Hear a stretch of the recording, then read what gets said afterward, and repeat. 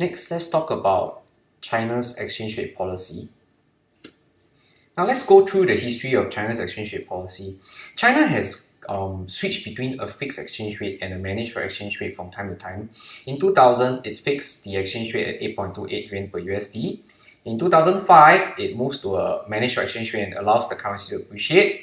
In 2008, it switched back to a fixed exchange rate system at 6.83 yuan per USD. And in 2010, it switched back again to a managed for exchange rate. And by 2012, the yuan has hit 6.28 yuan per USD.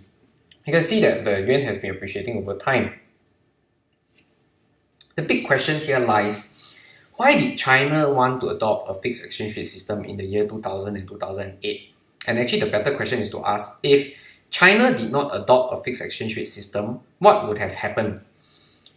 Now the thing here is this, is that China has been actually accumulating huge trade surpluses with the rest of the world, especially the US. And what these huge trade surpluses means would be that China was seeing a huge increase in the exports, and their export revenue was greater than their import expenditure.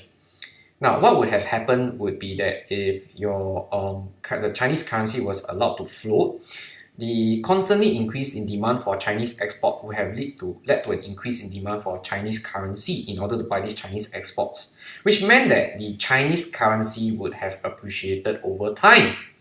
And if the Chinese currency would have appreciated over time, then this kinds of provide a balance to the system, whereby if Chinese currency was allowed to appreciate over time, then Chinese exports would become less and less competitive over time because the yuan will be getting stronger and stronger. So Chinese goods will have appeared to be more expensive to buy over time. But China chose to adopt a fixed exchange rate system, so by right the currency should have appreciated, but it didn't happen. The currency didn't appreciate. In fact, it remained fixed, which meant to say that every time the currency was supposed to have appreciated, the Chinese government, the Chinese central bank went in to the foreign exchange market and sold Chinese currency, and this allowed China to actually continue to have a weak currency. So as its currency remained weak, Chinese exports remained very cheap to buy, and this actually led to strong boost to Chinese exports. And that is one reason why China adopted a fixed exchange rate system in 2000 and 2008, which was to keep the Chinese currency weak, to keep its export competitiveness strong. But later on, why did China allow the yuan to appreciate? Now think about this. If the yuan were to have been allowed to appreciate right from the start, what would have happened?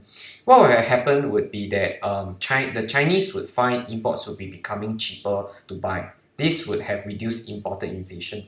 Now, since the Chinese currency remained weak, it caused a lot of imported inflation because the Chinese found that imported goods are becoming more and more expensive to buy.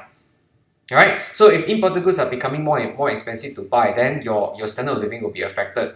So later on, the Chinese found that we are having a lot of imported inflation in the economy, and the export demand is also very strong, leading to increase in X minus M. Therefore, we have increase in AD, leading to demand pull inflation. So the Chinese economy was attacked by inflation from all prongs. So because it was attacked by inflation, it then allowed the Chinese yuan to actually appreciate. So this was the reason why China allowed the yuan to appreciate later on. This is to combat inflation in general.